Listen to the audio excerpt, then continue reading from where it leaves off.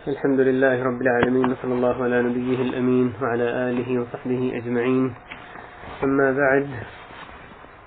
يا أيها الذين آمنوا كتب عليكم الصيام كما كتب على الذين من قبلكم لعلكم تتقون. محترم بھائیو، یہ شعبان کا مہینہ ایک ہفتہ اس کا باقی رہتا ہے. آج 22 شعبان ہے. ایک مہینے بعد اتنا زبردست عظیم موسم آ رہا ہے جو سب سے بابرکت مہینہ، اس کی آمد ہے. انتہائی معزز مہمان، اس کا استقبال ہم کرنے والے ہیں، اور اللہ جانے ہم سے کون اس کا استقبال کرے گا اور کون سے پہلے اس دنیا فانی سے رخصت ہو جائے گا. اللہ سے دعا ہے کہ ہمیں رمضان تک پہنچا دے. اللہم بلغنا رمضان. اس تعلق سے جو رمضان کی تیاری ہمارے سے ان دنوں میں مطلوب ہے، اس کا ایک حصہ یہ بھی ہے کہ رمضان کے حوالے سے ہم علم حاصل کریں، اس کے فضائل کا بھی، روزوں کے فضائل کا، رمضان کے فضائل کا، اور ساتھ ساتھ جو احکام آئے ہیں روزے کے، قیام کے، اس کے آداب جو حدیث میں آئے ہیں، ان کا بھی علم حاصل کریں. ان تمام امور کا علم حاصل کرنا اس سے پہلے کہ رمضان شروع ہو، اگر اس پر عمل کیا جائے گا تبھی ہم صحیح طرح سے اس کی برکات پہلے روزے سے ہی سمیٹنے کے اہل ہو سکتے ہیں. اسی حوالے سے آج اللہ کی توفیق سے بعض احادیث آپ کے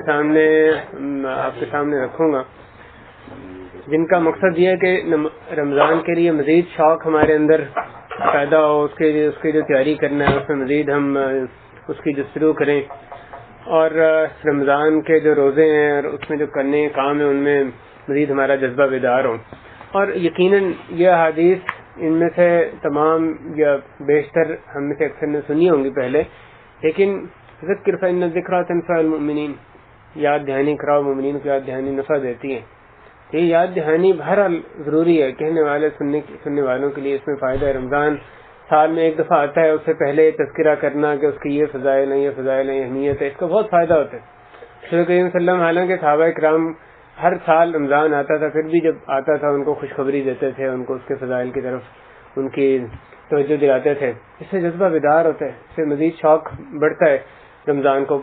پانے کا، اس میں کام کرنے کا. اس حوالے سے یہ جو آیت آپ کے سامنے میں نے رکھی،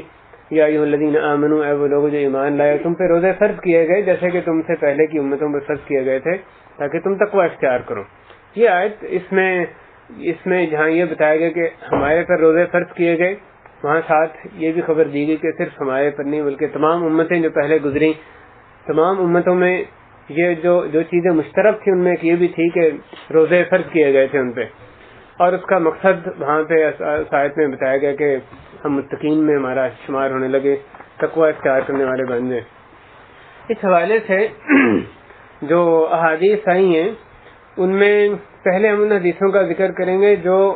مطلقاً روزوں کے تعلق سے ہیں، جو روزے کی فضیلت میں احادیث ہیں، یعنی خاص نفلی یا فرضی کا اس میں تذکرہ نہیں ہے بلکہ مطلقاً جو کوئی بھی روزہ اس کی فضیلت میں ہے. اور پھر بعض ان حدیث کا تذکرہ کریں گے جو خاص رمضان کے حوالے سے ہمارے سامنے آتی ہیں. سب سے پہلے رمضان، اس سے پہلے کہ ان جو فضیلت کی حدیث ان کی طرف جائیں، رمضان کے حوالے سے ہم سب کو معلوم ہے کہ اس کے روزے رکھنا جو بنیادی ارکان اسلام کے جو 5 بنیادی ارکان ہیں ان میں سے ایک رکن ہے.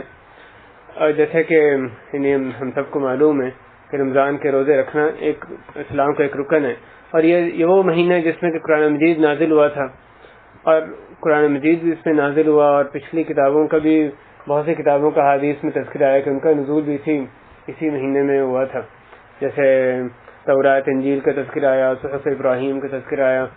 زبور کا تذکرہ آیا، کہ ان ساری کتابوں کا بھی جو نزول ہے وہ اسی مہینے میں ہوا تھا. تو اس مہینے کی خصوصیت پہلے سے چلی آ رہی ہے، اس مہینوں کو اللہ نے پہلے سے چنا ہوا ہے. اس میں یہ جو جلیل القدر کتابیں، ساری کتابیں جلیل القدر ہیں جو اللہ کی طرف سے اتری، ان کا نزول اس مہینے میں ہوا. قرآن کے تعلق سے تو اللہ تعالیٰ نے واضح فرمایا کہ شہر رمضان الذی انزل فیہ القرآن، کہ رمضان وہ مہینہ ہے جس میں قرآن نازل ہوا. تو رمضان کی آیات میں اس کی ایک خصوصیت یہ بتائی گئی کہ دیکھو رمضان جو آ رہا ہے اس میں ایک خاص بات یہ ہے اس مہینے کی کہ اس میں قرآن نازل ہوا ہے. تو اللہ تعالیٰ ہمیں اس کی اہمیت بتا رہے ہیں. یہ کہ اس میں قرآن نازل ہوا. اس کا ایک معنی یہ بیان کیا جائے کہ جو پہلی وحی اقرا کی صورت میں غار حرا میں آئی تھی وہ اس مہینے میں اس کا نزول ہوا تھا. دوسرا معنی یہ بیان کیا جائے کہ لوح محفوظ سے جو آسمان دنیا پہ اللہ تعالیٰ نے پورا قرآن مجید اتارا، شروع میں یک بار اتارا، وہ اس مہینے میں اتارا تھا. اسی طرح اس ماہ کی ایک جو عظیم خصوصیت وہ شب قدر ہے، جو کہ اس کے آخری عشرے میں آتی ہے. لیلۃ القدر انا انزلناہ فی لیلۃ القدر وما ادراک ما لیلۃ القدر. یہ وہ رات ہے جس میں کہ قرآن مجید نازل ہوا تھا، جس کی عظمت میں اللہ تعالیٰ نے پوری ایک سورت نازل فرمائی. سورۃ دخان کی ابتدا میں اس کا تذکرہ فرمایا، اس کو ایک مبارک رات اس میں قرار دیا. اور حدیث میں اس رات کے بارے میں فرمایا گیا کہ یہ بلکہ سورہ قدر میں ہی فرمایا گیا لیلۃ القدر خیر من الف شہر، کہ وہ رات ہے لیلۃ القدر جو کہ 1000 مہینوں سے بہتر ہے. ایک رات کی عبادت کرنا 83 سال سے بھی زیادہ مہینوں 83 سال سے بھی زیادہ کی عبادت کرنے سے زیادہ بہتر قرار پہ اس سے بڑھ کے اور کیا فضیلت ہو سکتی ہے. اور علماء نے تذکرہ کیا کہ یہ جو رات ہے یہ اس امت کی خصوصیت ہے. اللہ تعالیٰ نے اس امت کو ایک بڑا تحفہ دیا ہے کہ اس کو شب قدر ہمارے لیے یہ مخصوص فرمائی ہے. ہماری عمریں چھوٹی ہیں پچھلی امتوں کے مقابلے میں، لیکن اگر ہم اس طرح کے موقعوں کو غنیمت جانیں، شب قدر میں محنت کریں، تو ایک رات میں محنت کرنے سے کتنے سال کی عبادت کا ثواب مل جاتا ہے. تو جو گزرے ہوئے لوگ جو ہمارے سے کہیں زیادہ عمر کے لوگ تھے، ان سے ہم اعمال میں آگے بڑھ سکتے ہیں اگر ہم ایسے موقعوں کو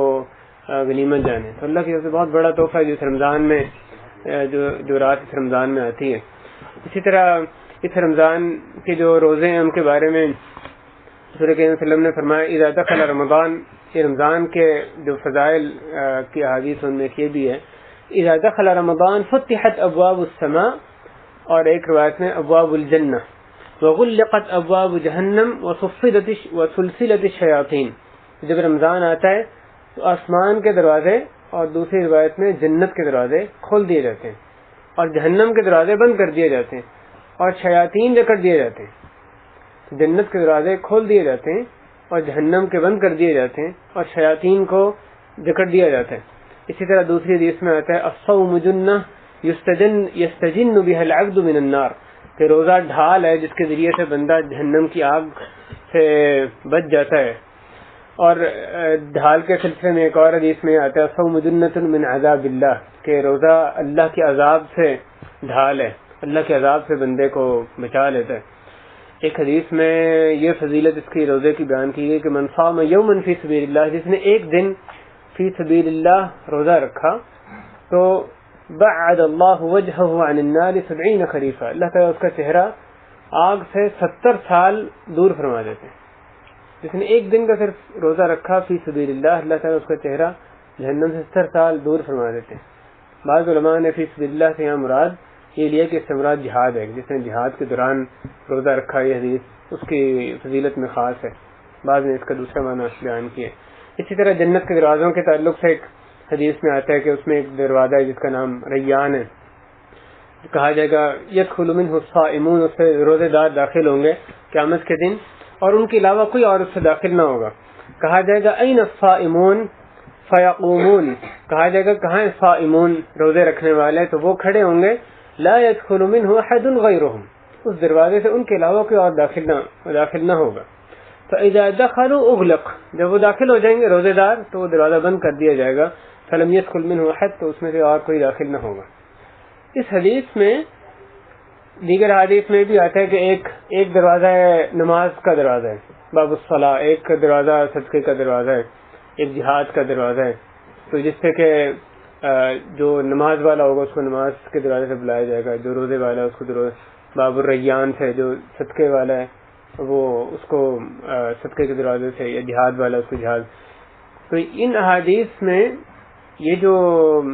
آتا ہے کہ جس نے یہ عمل کیا اس کو اس دروازے سے بلایا جائے گا، اس سے مراد اصل میں نفلی عمل ہے.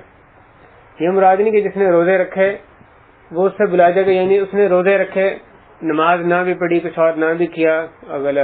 تو اس کو وہ دروازہ نصیب ہو جائے گا. یہ دوسرا جو بندہ نماز والا ہے اس نے نماز پڑھی لیکن روزے نہیں رکھے، نہیں، یہ جو فرائض اور واجبات وہ تو سب یہ سارے لوگ ہی ان پر عمل درآمد ہیں، سب کام کر رہے ہیں، جو لازمی کام ہے ان کو یہ نہیں چھوڑ رہے، اور جو حرام کام ہے ان سے یہ بچ رہے ہیں۔ لیکن نفلی عبادات میں جو بندہ جس عبادت میں آگے ہوگا اس دروازے سے کھل جائے گا۔ تو نماز کی ایک کم از کم مقدار جو اللہ نے فرض کی ہے، صدقے کی مقدار زکوٰۃ کی صورت میں فرض کی ہے، اس طرح جو دیگر عبادات کی جو فرض مقدار ہے جو لازمی ہے، اس سے کوتاہی یہ کسی طرح قابل قبول نہیں ہے، اس کو تو کرنا ہی کرنا ہے۔ اور وہ جنت میں کسی بھی دروازے داخل ہونے کے لیے ضروری ہے کہ ہم سارے فرائض پہ عمل درآمد کریں۔ لیکن پھر بندہ نفلی کاموں میں جو دروازہ اس کو آسان لگے، جس میں اللہ تعالیٰ اس کے لیے جو دروازہ کھول دے، جس کو میسر کرے، اس میں وہ آگے آگے بڑھنے کی کوشش کرے کہ شاید اس کو اس دروازے سے جنت میں بلا لیا جائے۔ تو نفلی روزوں کی جو کثرت جو لوگ کرتے ہیں ان کو باب الریان سے پکارا جائے گا۔ شفاعت کا ایک حدیث میں تذکر آتا ہے، یہ روزے کی شفاعت کا، سورہ کے اندر فرماتے ہیں الصیام والقرآن یشفعان للعبد یوم القیامہ،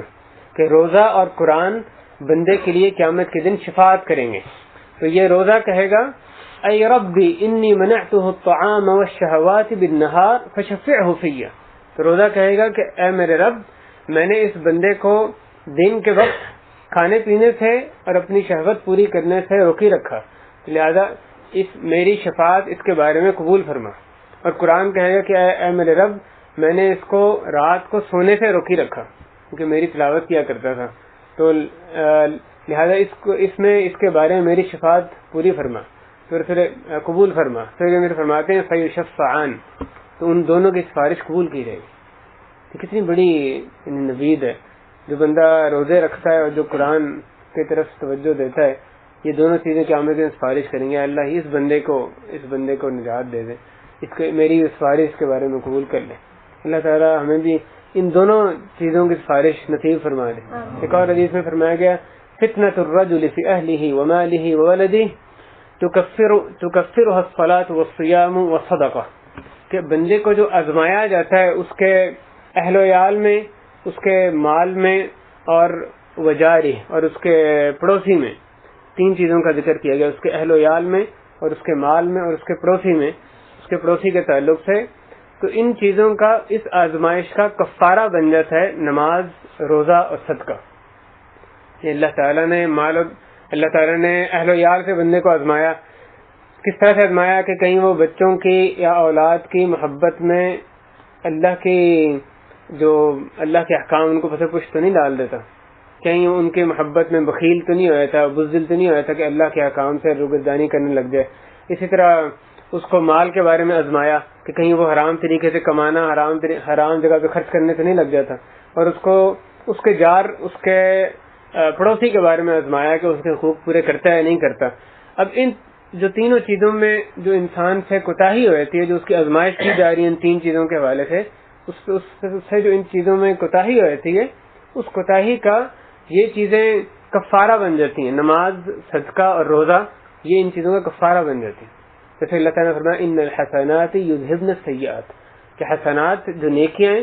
وہ برائیوں کو دور کر دیتی ہیں۔ تو بندے نے برائیاں کی لیکن پھر وہ نیکیاں کرتا ہے تو وہ اس کے جو برائیوں کو وہ مٹا دیتی ہیں، دور کر دیتی ہیں۔ اسی طرح ایک اور حدیث جو اس تعلق سے، روزے کے تعلق سے آتی ہے، للصائم فرحتان، روزے دار کی دو خوشیاں ہیں، یفرحہما، جن پہ وہ خوش ہوتا ہے، اذا افطر فرح، جب وہ افطاری کرتا ہے تو خوش ہوتا ہے، تو اس کو دوبارہ کھانے پینے کی اجازت مل گئی تو اس پہ خوش ہوتا ہے، وَإِذَا لَقِيَ رَبَّهُ فَرِحَ بِصَوْمِهِ، اور جب وہ اپنے رب سے ملاقات کرتا ہے تو پھر اپنے روزہ رکھنے پر خوش ہوتا ہے، وہ جو وہاں پہ اجر دیکھے گا روزے کا، پھر وہ اپنے روزہ رکھنے پر خوش ہوگا۔ تو یہ دو وقت میں جو روزہ دار ہے، ایک افطاری کے وقت ہے، ایک اپنے رب سے ملاقات کے وقت، وہ خوش ہوتا ہے۔ ایک اور حدیث میں فرمایا گیا والذی نفس محمد بیدہ، اس ذات کی قسم جس کے قبضے میں محمد کی جان ہے صلی اللہ علیہ وسلم، لخلوف فم الصائم اطیب عند اللہ من ریح المسک، کہ روزے دار کے منہ کی بدبو جو اس کے معدہ زیادہ دیر تک خالی رہنے کی وجہ سے خارج ہوتی ہے، منہ سے بدبو خاص قسم کی خارج ہوتی ہے، اللہ کے نزدیک وہ مسک کی خوشبو سے بھی زیادہ پاکیزہ ہے، کستوری کی جو خوشبو اس سے بھی زیادہ پاکیزہ ہے۔ کہ بندہ روزہ رکھتا ہے اور دوپہر کے وقت تک ایک لقمہ بھی اندر نہیں گزارتا، پھر اس کے کئی گھنٹے گزرنے میں اس کے منہ سے بدبو نکلتی ہے، یہ حدیث اس کے ذہن میں ہوتی ہے تو ایک عجیب کیفیت ہوتی ہے کہ یہ جو منہ سے بدبو نکل رہی ہے اللہ کے نزدیک کتنی زبردست خوشبو ہے، یہ جو کستوری خوشبو اس سے بھی اعلیٰ تر یہ اس کی منہ کی بدبو ہے۔ اسی طرح ایک اور حدیث میں فرمایا گیا الصیام لی وانا اجزی بہ، کہ اللہ تعالیٰ فرماتے ہیں کہ اللہ تعالیٰ فرماتے ہیں کہ روزہ میرے لیے اور میں ہی اس کی رضا دوں گا۔ ہر جو نیکی ہے وہ 10 گنا سے 700 گنا تک اس کا اجر رکھا گیا،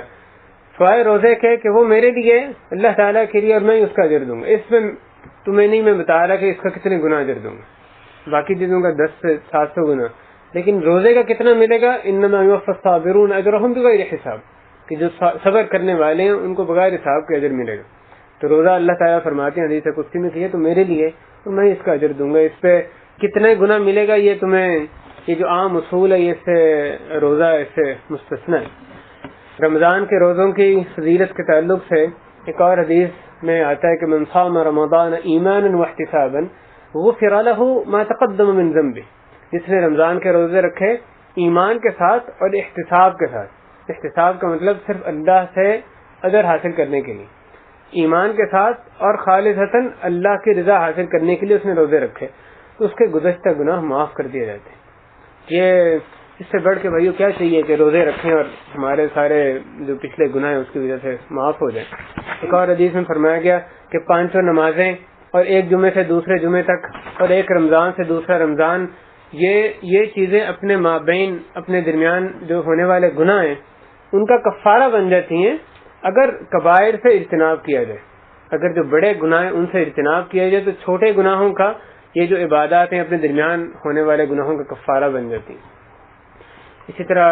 ایک حدیث میں آتا ہے کہ جس نے رمضان کے روزے رکھے اور پھر اس کے بعد 6 روزے شوال کے رکھے تو کانا کفیہ مدہر، کہ وہ ایسے جیسے کہ اس نے سارے سال کے روزے رکھے، کہ رمضان کے روزے 10 مہینوں ایک نیکی 10 گنا،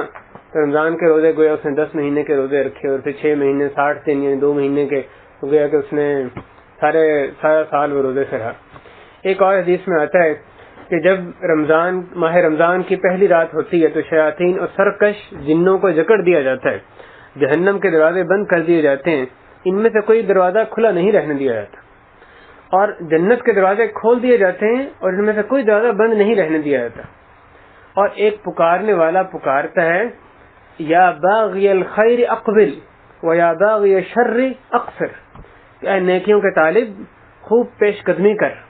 اے برائیوں کے طالب باز آ جا۔